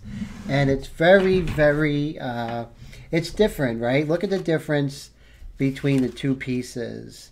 So this one is, now you have to approach it differently. This is on a lighter paper. This is called Dreadnought Gray. And you can see, you don't have that really dark gray to work off of. And you can see how this one, you kind of, it's a little more, forceful here. Thank you, Wendy. I appreciate that. So that's really, really great. So as you can see, the approaches are totally different. This is actually going to be a speed painting. I have been photographing it, in fast time, so it's pretty cool. So this is basically 2 days of working on this one. So I just wanted to show that to you, just to compare and contrast. Here's another one that I did just real quickly. Just showing you the differences of technique. This is on a yellow paper, a gold paper. Thanks, Norm. I appreciate that. So you can see, let me lower the aperture here. So you see, how you can get all different effects, which is really cool. It really is, Wendy says hub hub. So funny. Thanks, Wendy. And so let's go ahead and go back and adjust. That's a great thing about doing a live stream on the DSLR.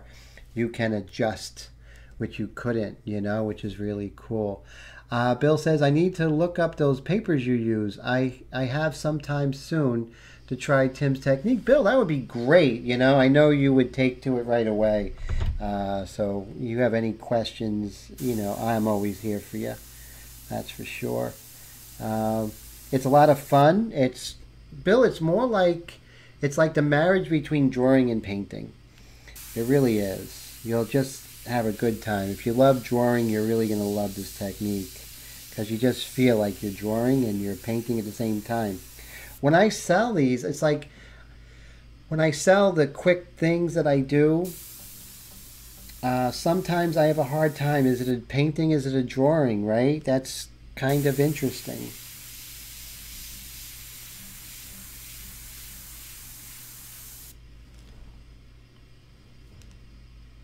And Bill says, I usually work transparently anyway. Yeah, you're going to fall right into it, Bill, because this is a transparent method. So you're going to just love it. You just put in the white at first, you know, and then you're all set. And then you just, you know, as you are, you know, as you work. And I'm just going to very lightly. Now, if I want really light tones, I'm going to be farther away, right? And I'm going to pull back less. How big does that paper come? There is an 8.5 by 11. There's a larger size. It's kind of pricey, and they only sell single sheets. I believe it's 20 by 30 or something like that, Wendy, if I'm not mistaken. What size do you recall, the larger size? Now, the good thing about the 8.5 by 11, Bradley, it comes in a pack of 10, a 10 pack. Let me show you how it comes real quick. And really the only place you can get it is Dick Blick. And so this is Dreadnought Gray. Let me adjust the aperture here. Okay, so here's Dreadnought Gray. And you order it and it comes in this 10 pack. It's really fantastic paper. It has a really nice thickness, you know, and it really works with this method with the India ink. I really think you'll enjoy it. So when you get a chance, pick up some. Oh, thanks, Wendy. 20.5 by 30.5. That's really good because it gives you a ½ an inch on each side. So you can crop that in when you want to frame that to a 20 by 30, which is really nice. $4.66 for that size. I'm kind of dubious if they send it in single sheets, whether or not that's going to come uncreased, right? That's my one concern. So I'm going to do a test and order some this week just to see if it arrives in good shape, right?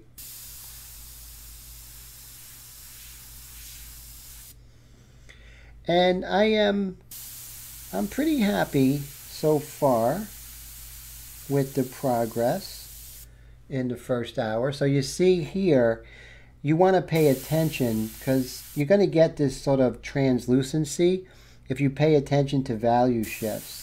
So there's a value shift right here by her finger, and then you see how you sort of get more of a translucency and a variation in those shadows.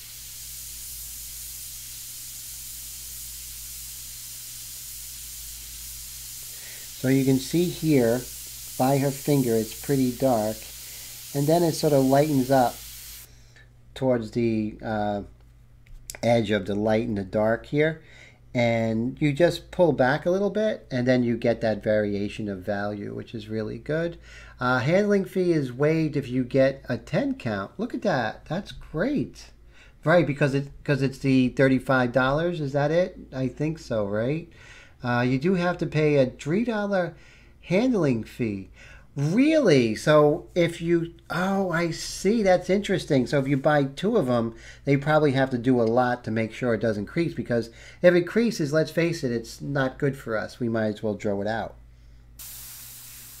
That's why whenever I buy loose papers at the art store or at AC Moore or something like that, I'm like, look, please don't touch. I tell the cashier very nicely because they have a hard job. And I'm like, you know, all due respect, if I can just touch it and you could scan it, that would be fantastic.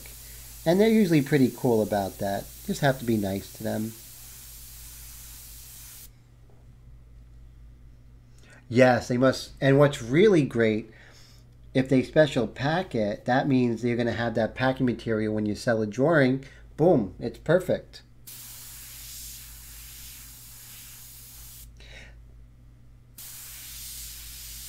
Okay, so here we have this really nice contour of her cheek. And I just love just hitting that. You see that? It's just really nice when it sort of comes together.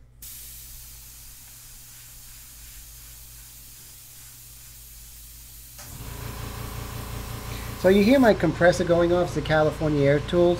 I have it behind a closet, but you can still talk with it. I think the same is for the one that Bill is talking about. So, you know, as long as it's not too bad, right? Bradley, yes, definitely order some. If you want to go big like that. Remember, in Airbrush, yeah, bigger is a little bit easier. You know, it's tough getting in there with this tight detail.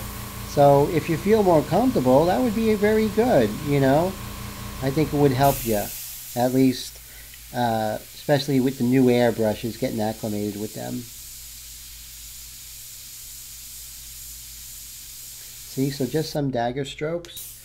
Now, one other thing, I'm always giving tips, because it just happens. So, because there's new people who are here all the time, you know, which I love my regulars, new people. So when you feel with this Sotar 2020 Slim, you're getting to the end. This is very good for you, Bradley, because you ordered one. Make sure that you don't wait for that end because it's going to spit a little bit at the end. You don't want that, so you just, you know, empty it out and then just reload it. So we got our 3-to-3 mixture here. Did a no-no. I actually put the ink over. Never do that. I'm going to move her over to the side.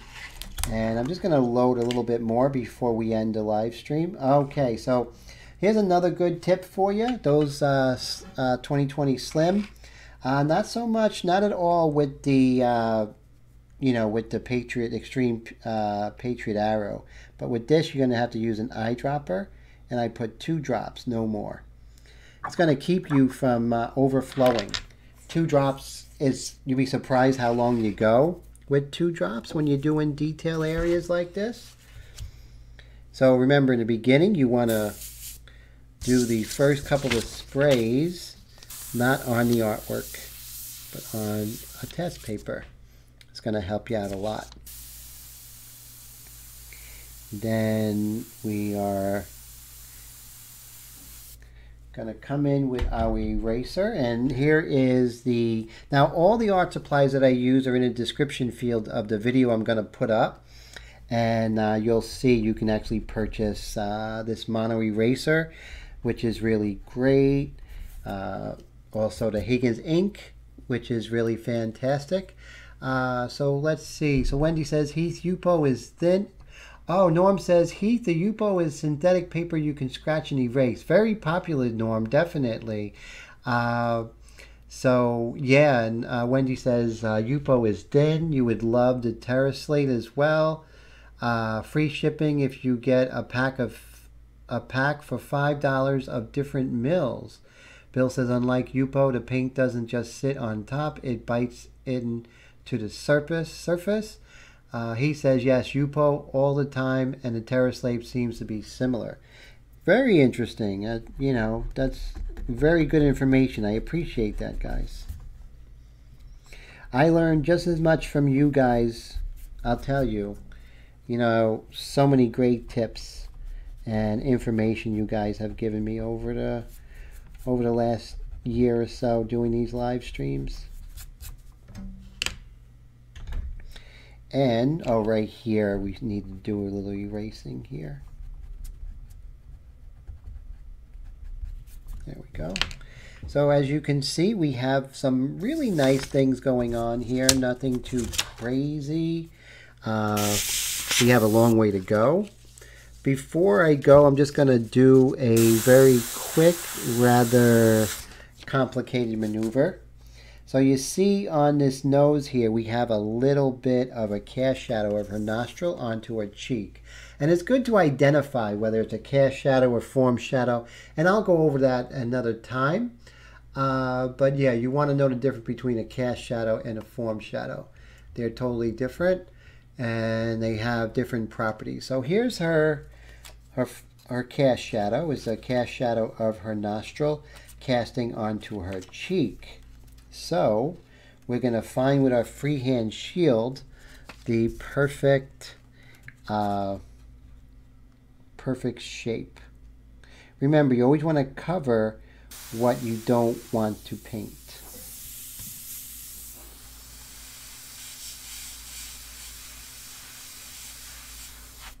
See that? We actually went ahead and really hit that rather nicely.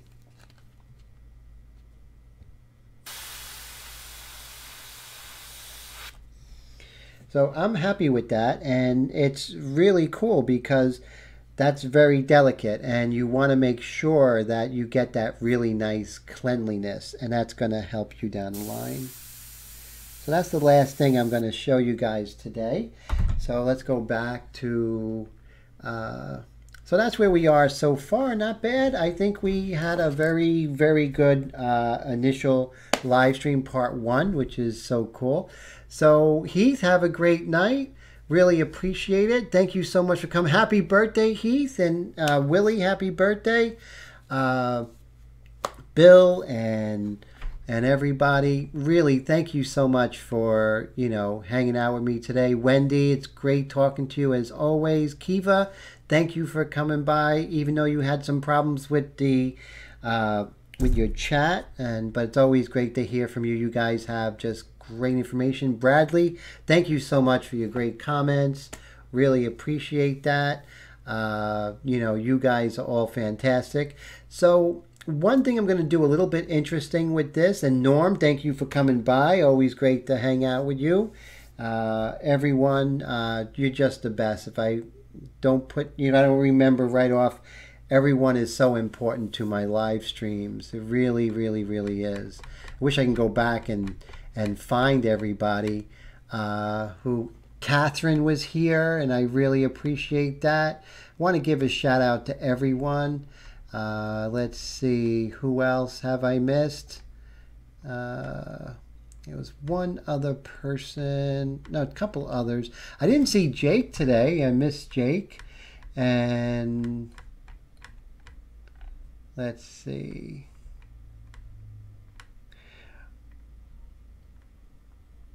Okay, so I don't think I'm trying to get back to all the people who were here, but I'm not doing a very good job. Let's see.